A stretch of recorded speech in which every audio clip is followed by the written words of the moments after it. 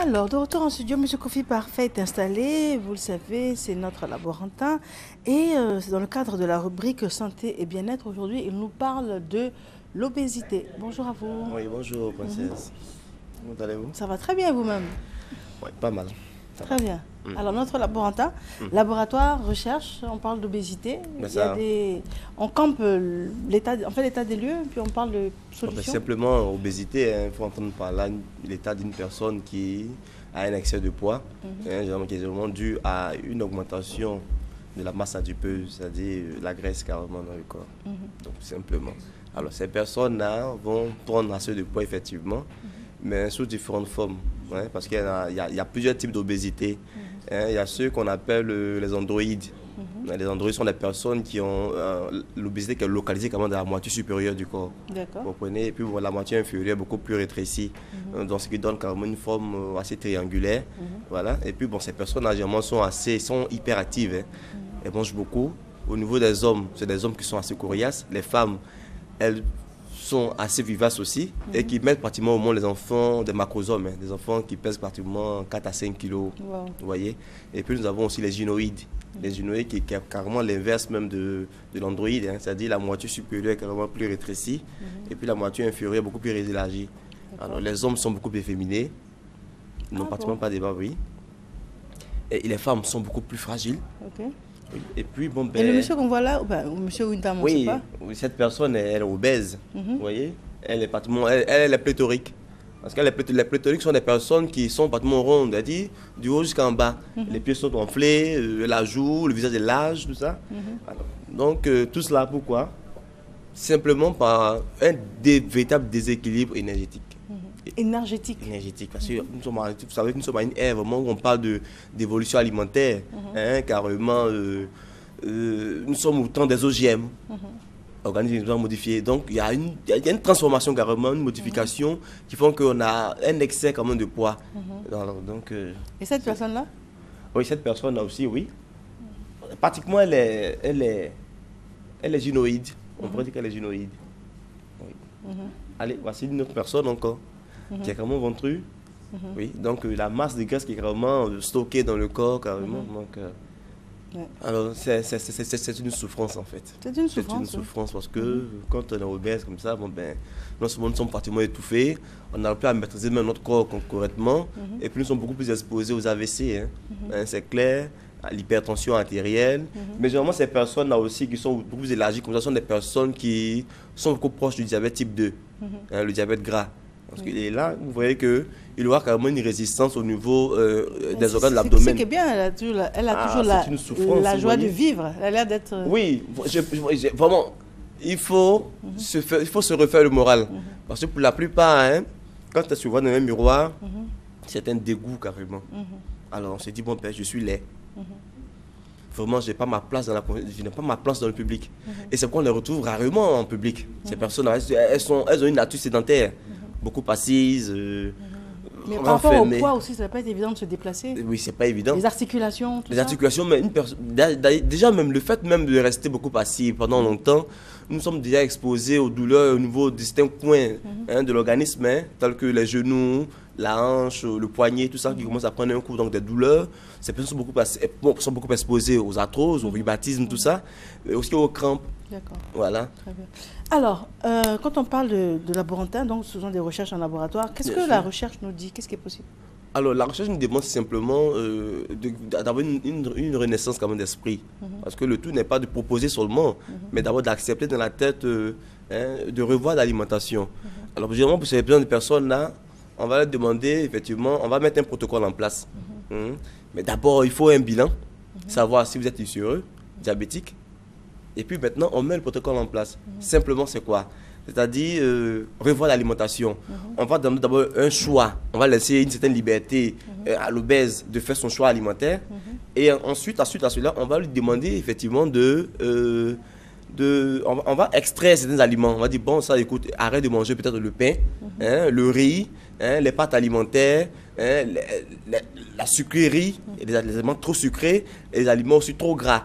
On va extraire cela et puis l'inviter vraiment d'un système alimentaire qui est riche en protéines.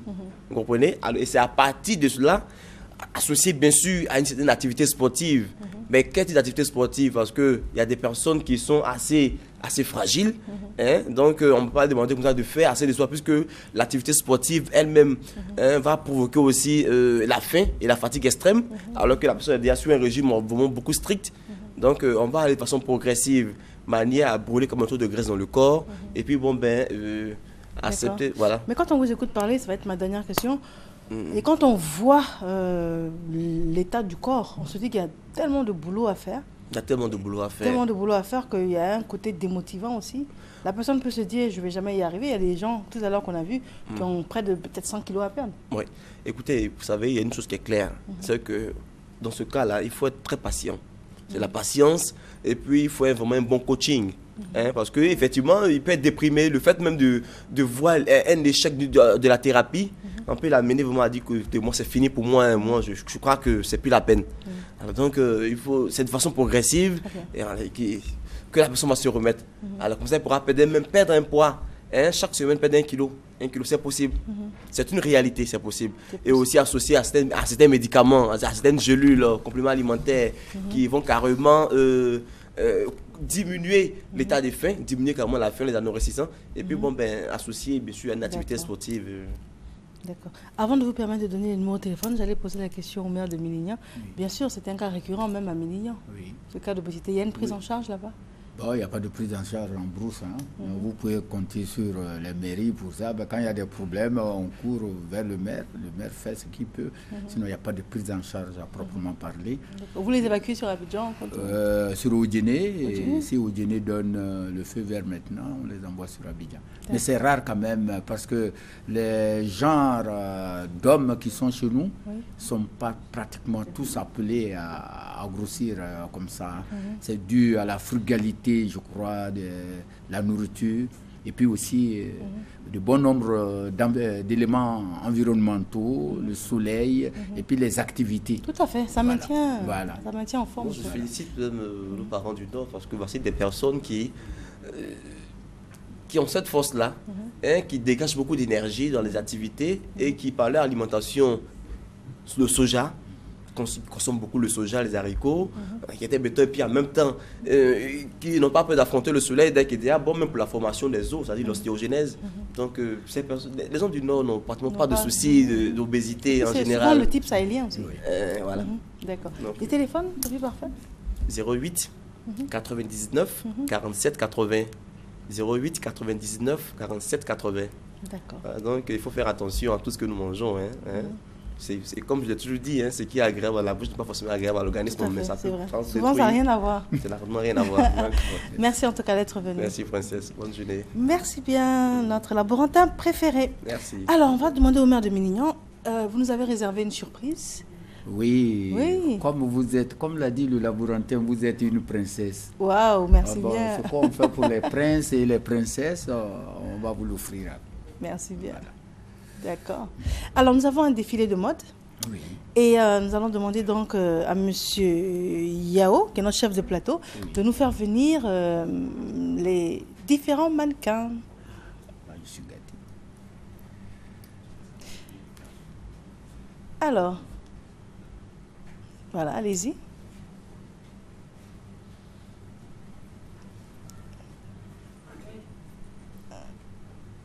Très bien, alors on suppose que c'est une signification également. Oui, nous sommes à Mélignan. Oui. Et c'est le type pull de Mélignan. Et à droite, celui qui est en cotonnade blanche, ça c'est les habits traditionnels de chez nous. Oui. Et au milieu, il porte ce qu'on appelle le kassadriki. Oui. Nous sommes à la fois planteurs, sinon cultivateurs et nomades. Oui, et c'est un boubou fait à base de poils des animaux. La population y est essentiellement constituée de Malinké. Et à côté, c'est la petite fille Peul. Et puis à côté, c'est le type de femme, la jeune mariée à l'extrême droite avec... c'est vrai que le pagne même. Le pagne, je me souviens lors de mon mariage traditionnel, ce pagne-là. Ça a un nom. Ça a un nom. Et puis ça a, Myriam, une connotation mythique et mystique. Tout à fait. Parce que l'indigo qui a été utilisé pour ces pagnes, les feuilles de l'indigo sont coupées par une fille qui ne connaît pas d'homme, une fille impubère. C'est-à-dire une fille qui n'est pas encore femme. Et c'est préparé par une femme qui n'a jamais connu de règles. D'accord. Et une fois préparé, on trempe le pagne et le pagne y reste pendant 7 jours. Et le chiffre 7 est un chiffre très important dans pratiquement tout ce que nous connaissons et dans ce que nous appelons la cosmogonie en général. Même les religions révélées tiennent compte de ce chiffre-là. Voilà. Et c'est ainsi que la mariée, quand elle va venir, aujourd'hui par exemple, bon, elle n'a pas une feuille de rameau de l'arbre karité, parce que l'arbre karité, quand on envoie la mariée, l'arbre karité, une branche de l'arbre karité est donnée à la mariée et elle tient cette branche pour aller, parce que c'est symbole de la maternité, symbole de la, comment on appelle ça, de l'accouchement, et puis symbole aussi de la virilité, parce que le beurre de karité contient un ensemble d'éléments qui permet à la femme de régénérer après chaque accouchement. D'accord, voilà. Très bien. Alors c'est fort de symboles, de culture et puis d'expérience également. Oui, évidemment, c'est les zones du savane, ils ont des types d'arbres d'ailleurs qui sont adorés, qu'on ne devrait jamais considérer. Bon, ça maintenant, évidemment, ça a changé. Le néré, par exemple, l'arbre néré, vous ne devez pour jamais... Soumara. Oui, pour le soumara, vous n'avez pas le droit d'utiliser son corps pour faire du fagot. Tout comme le karité. Voilà.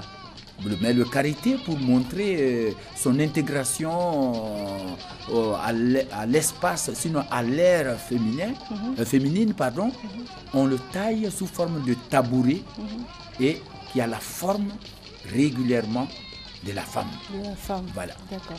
Alors tout à l'heure, quand vous parliez des tenues, le monsieur qui est en boubou noir, vous avez donné le nom du boubou et vous avez expliqué que c'est fait à base d'une peau. Oui, une c'est peau fait, animale. non, pas de peau, mais des poils. Des poils, hein? C'est de la laine pure à base des poils des animaux que nous élevons, notamment les moutons.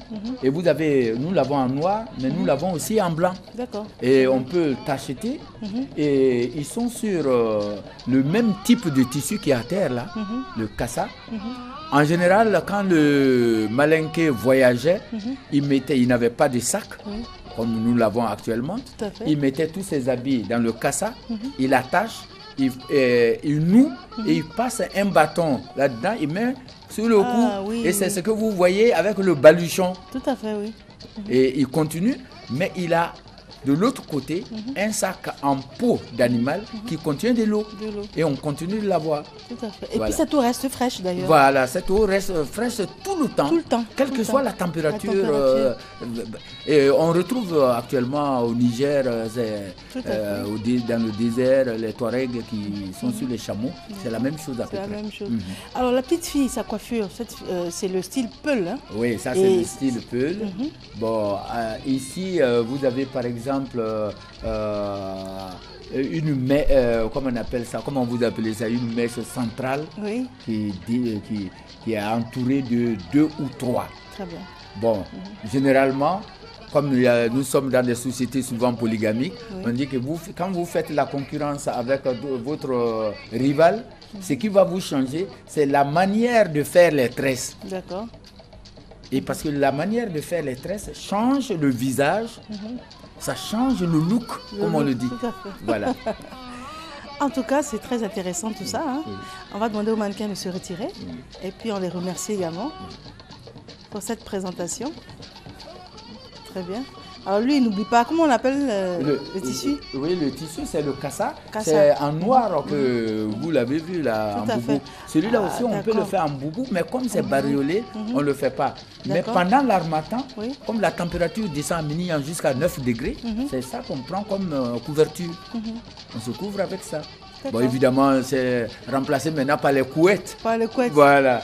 Mais c'est beaucoup moins original, hein. Ça c'est beaucoup plus original. Ça. C'est vous magnifique. voyez, c'est en bande, hein. C'est des grandes bande, bandes, c'est tissé. Et il y a des tisserands spéciaux pour ça. Pour ça, merci bien. Très bien. Alors, Madame Fadia Zorkot est installée. Madame, bonjour. Vous êtes esthéticienne. Oui. Et c'est dans le cadre de la rubrique beauté et bien-être. Vous nous parlez des soins du corps bio. Soins du visage et du corps bio. On vous écoute. D'accord. Ça fait 6-7 mois que je travaille dessus. Et aujourd'hui, j'ai trouvé la lotion bio et le savon à base de carottes bio. Le but, quand on dit bio, ce sont des produits naturels pour éviter tout ce qui est produits chimiques d'abord. Parce qu'à force de voir aujourd'hui autour de nous, beaucoup de personnes utilisent des produits qui sont très chimiques et il y a toujours des effets secondaires. Et le problème, c'est que la plupart des personnes ne savent pas les effets que ça peut causer par rapport à la différence qu'il peut y avoir avec le naturel. La lotion bio, c'est une lotion qui est à base de vinaigre de cidre. C'est naturel à 100%. C'est spécialement conçu pour les peaux qui ont des boutons et les peaux très grasses et les peaux à tendance acnéique.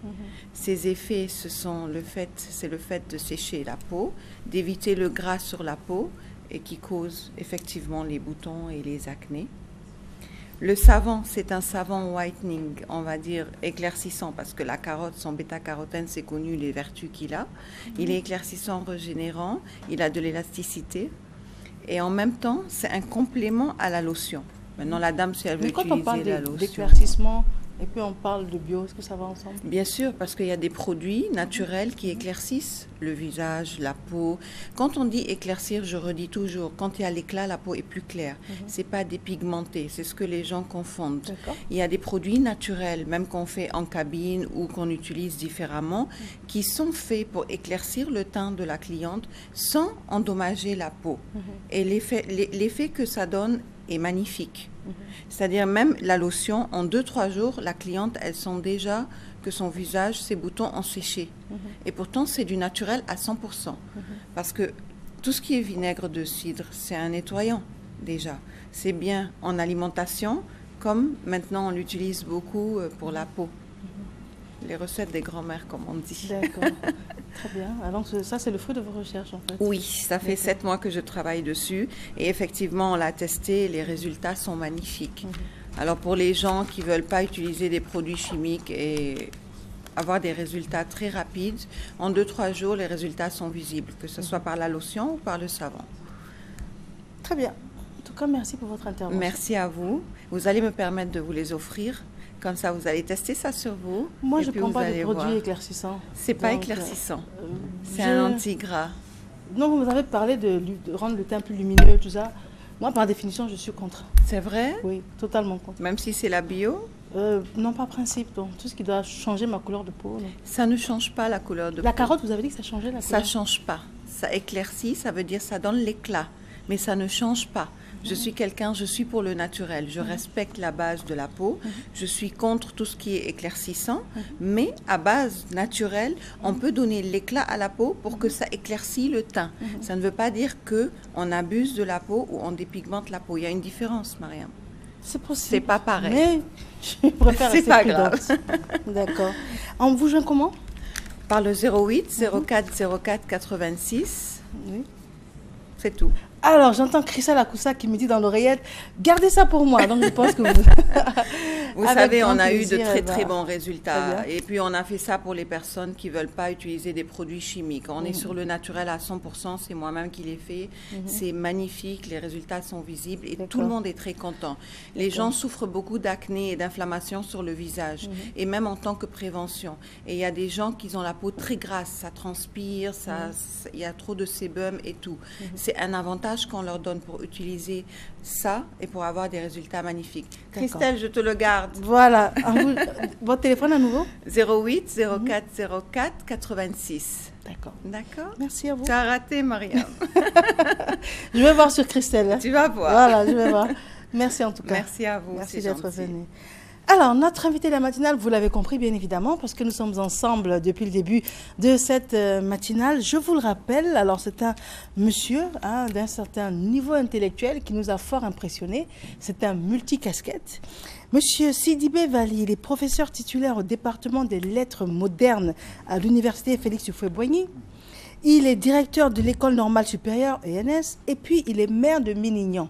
Alors, avant de revenir sur Minignan, qui est l'élément fondamental de sa présence sur le plateau, j'aimerais qu'on fasse une petite incursion sur son parcours et sur ses prérogatives en dehors de la mairie.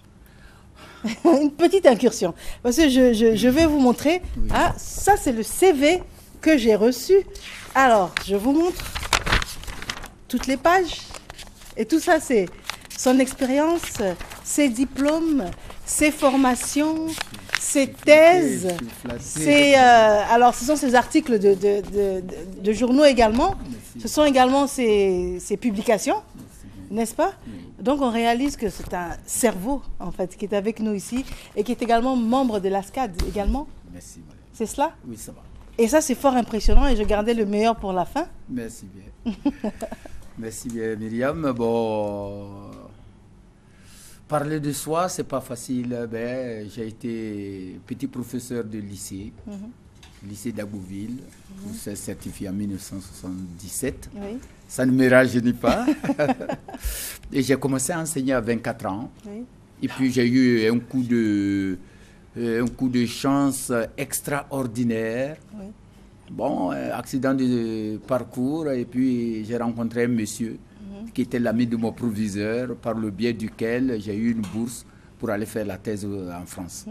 Puis après à la Sorbonne. Et quand j'ai fini la thèse, j'ai été recruté à l'université nationale de Côte d'Ivoire à l'époque, qui est devenue université de Cocody. Et c'est là que j'ai fait mes œuvres.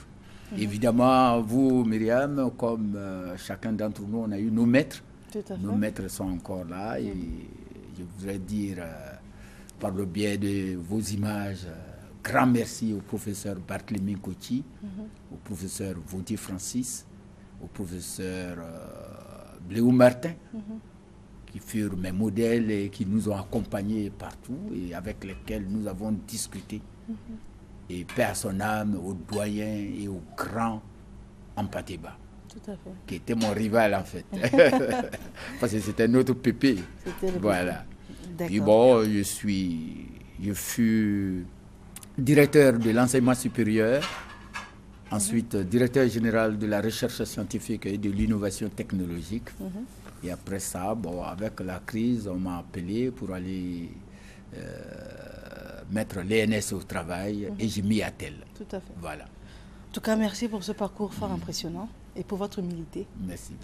Et nous allons, dans cette dernière ligne droite concernant la matinale, parler des mets culinaires à Minignan.